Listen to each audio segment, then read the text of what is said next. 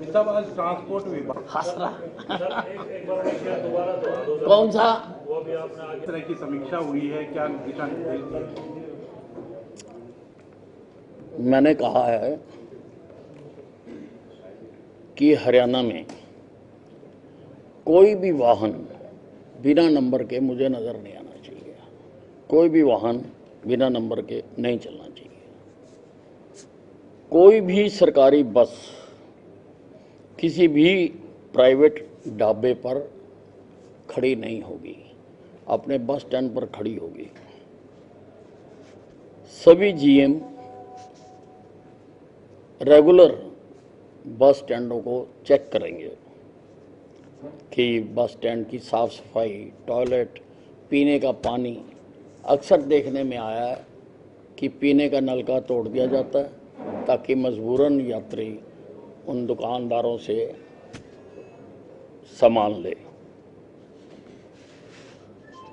बिना परमिट के चलने वाली जो बसें हैं उनको तुरंत प्रभाव से रोका जाएगा। कुछ बसें रोजाना बड़ी संख्या में चलती हैं जो मेरे संज्ञान में बात है। मैंने कहा कि इनको तुरंत रोका जाए। बसों के आने जाने का टाइम, कौन सी बस की क्या लोकेशन है, इसके लिए डिजिटल ऐप बनाई जाए ताकि यात्री भी देख सके कि बस कहाँ है इस वक्त, कहाँ आ रही है, और डिपार्टमेंट भी देख सके कि हमारी जो बस है वो प्रॉपर रूट पर चल रही है, नहीं चल रही है। ये चीज़ प्राइवेट बसों पर भी लागू होगी, क्योंकि प्राइवेट बसों का अक्सर देखने को मिला है कि वो हर रूट में उसका गांव में जाना अनिवार्य होता है, लेकिन अधिकतर प्राइवेट बसें गांव में जाती नहीं हैं। तो जब ये डिजिटल ऐप लग जाएगी और जीपीएस लग जाएगा तो जो बस नहीं जाएगी उनके खिलाफ कार्रवाई की जाएगी, क्योंकि गांव के यात्री बहुत परेशान होते हैं। सभी बसों पर पीने के पानी की व्यवस्था, साफ सफाई, यात्रियों के बैठने के लिए बेंच अगर हैं तो ठीक है, नहीं तो बनाए जाएं।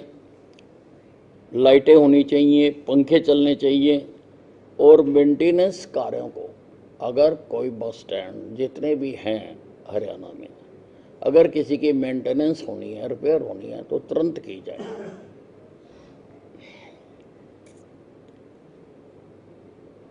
हमने हेल्थ डिपार्टमेंट को लेटर लिखने के लिए कहा है कि वो अपना फूड सेफ्टी डिपार्टमेंट को हिदायत दे कि हमारे अड्डों पर जो भी खाने पीने का सामान बेचा जा रहा है उसकी रैंडम चेकिंग करते रहें, और वो जो उसके अपनी गतिविधियां हैं उससे हमें भी अवगत कराएं। रेलवे में आपने देखा है कि रेलवे की अपनी क्या कहते हैं उसको, खाने की अपनी उनकी सर्विस है, IRCTC। उसको अध्ययन किया जाए और उसी की तर्ज पर ट्रांसपोर्ट के लिए भी वैसी ही कोई एजेंसी बनाई जाए जिससे उसी क्वालिटी का, उससे भी बेहतर क्वालिटी का खाना यात्रियों को बस स्टैंडों पर मिल सके।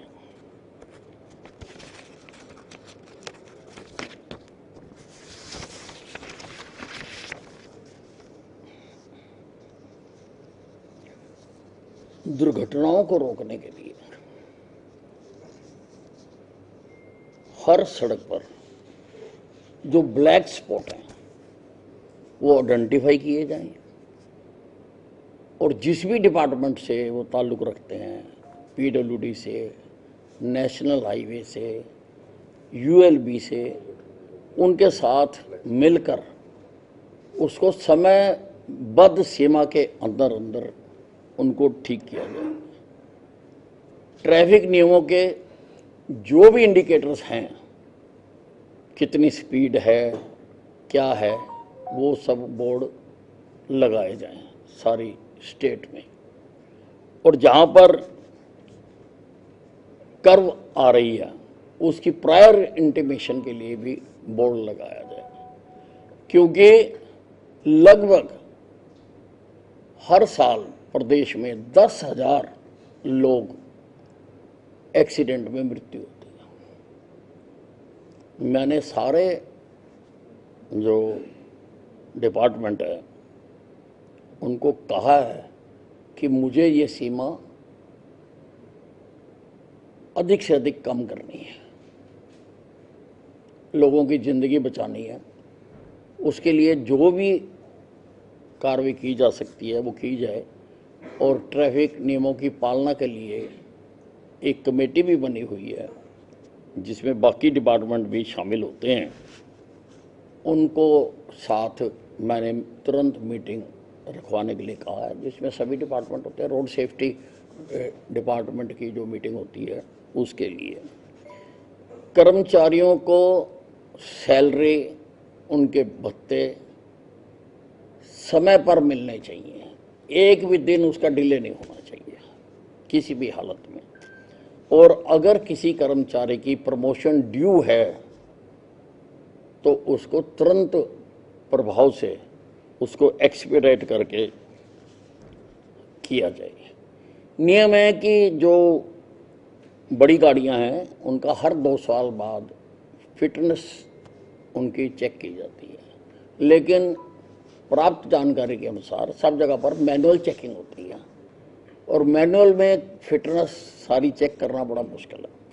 मैंने कहा कि उसके लिए इक्विपमेंट, लेटेस्ट जो इक्विपमेंट है फिटनेस को चेक करने के लिए, वो इक्विपमेंट खरीदे जाएं, और बस ड्राइवर, कंडक्टर, बाकी कर्मचारी उनकी फिटनेस के लिए भी हेल्थ डिपार्टमेंट के साथ मिलकर पॉलिसी बनाई जाए ताकि उनका रेगुलर चेकअप किया जा सके। सर, बसों में सीटिंग कैपेसिटी को लेकर भी कुछ बातचीत हुई इस बैठक में सर। अक्सर देखा जाता है कि सीटिंग कैपेसिटी से ज़्यादा सवारी होती है, कई बार हादसे का कारण भी बनती है सर। नहीं, अभी तो इब्तदाई इश्क रोता है क्या, आगे आगे देखिए होता है क्या। सर, कोई डिपार्टमेंट ने जानकारी दी कि बेड़े में इस वक्त बसों की संख्या कितनी है? 43 होगा। कोई प्राइवेट परमिट की कितनी बसें चल रही हैं सर? 1500। कुछ और बेड़े में बढ़ाने की आवश्यकता? नहीं, अभी ऐसा कुछ नहीं। अभी आज पहली मीटिंग थी, अभी तो जो प्रिलिमिनरी जो काम आवश्यक हैं वो किए हैं, अभी बहुत कुछ करना बाकी है। सर, जो एसी बसें चलाई हुई थी पहले आइसर की, तो उसकी संख्या और बढ़ाने के लिए भी काम किया जाएगा? नहीं, अब सारा ये स्टडी करेंगे। अभी तो आज तो एक प्रिलिमिनरी मीटिंग थी, इंट्रोडक्टरी मीटिंग थी, बाद में बाकी सर, रोडवेज की सर रोडवेज की जो यूनियन है उनसे आपकी क्या अपील है? क्योंकि रोडवेज की जो यूनियन है उनपे जो नहीं, उनसे भी बात करेंगे और उनकी भी जो राय है हर काम में हम लेंगे। सर, बस अड्डों पे आप जिस तरह से कह रहे हैं कि बस अड्डे पर बस रुकेगी, खाना वहाँ पर मिलेगा, लेकिन पिछले दिनों आप वहाँ गए भी, वहाँ पर आपने देखा सर वहाँ पर हाइजीनिक फूड नहीं मिलता, प्रोडक्ट नहीं मिलता, उसको लेकर कोई मैंने बोला तो है पॉइंट उसमें IRCTC की टाइम भी सब IRTC की तरह जो आप चलाना चाह रहे हो तो उसकी तरह रेलवे की तरह वेटिंग रूम भी होने चाहिए। नहीं तो कंटेनें बनेंगी ना, फिर वैसे तो बनी हुई हैं, जहाँ घेरी हुई हैं किसी ने, तो कंटीन तो होती है, पहले थी, हर बस स्टैंड पे होती है। सब एडवांस बस अड्डे को लेकर के भी कोई स्कीम आप लाने के लिए? हाँ जी, एडवांस जो बस अड्डे होते हैं, आधुनिक बस अड्डे। नहीं, मैंने कहा है कि जो भी नए बस अड्डे बनेंगे जी, वो लेटेस्ट टेक्नोलॉजी के जो हैं, अभी कहाँ कहाँ बनने वाले हैं वो मुझे रिपोर्ट सबमिट करेंगे। सर, दावों पे जो बसें नहीं रोकनी है कब से लागू करेंगे? अब से ही मेरे आदेश तो तुरंत प्रभाव से लागू लेकिन है। सर, जहाँ पर सरकारी कोई जगह नहीं है खाने पीने के लिए यात्रियों के लिए, वहाँ पे नहीं, बस स्टैंड पे खड़ी करेंगे, किसी ढाबे पे खड़ी नहीं करेंगे। सर जो इतने पॉइंट तो दे दिए तुम्हें यार। सर, एक कांग्रेस ने कमेटी बनाई है करण दलाल की अध्यक्षता में, हाँ जी, हाँ उसकी जी। बैठक भी हुई है, और वो किस चीज की कमेटी बनाई है? कमेटी हार को लेकर के क्या कारण रहे, उसकी समीक्षा को लेकर के कमेटी बनी है क्या? नहीं, हार का कारण मैं बता देता हूँ, दूर उसको वो कर लें।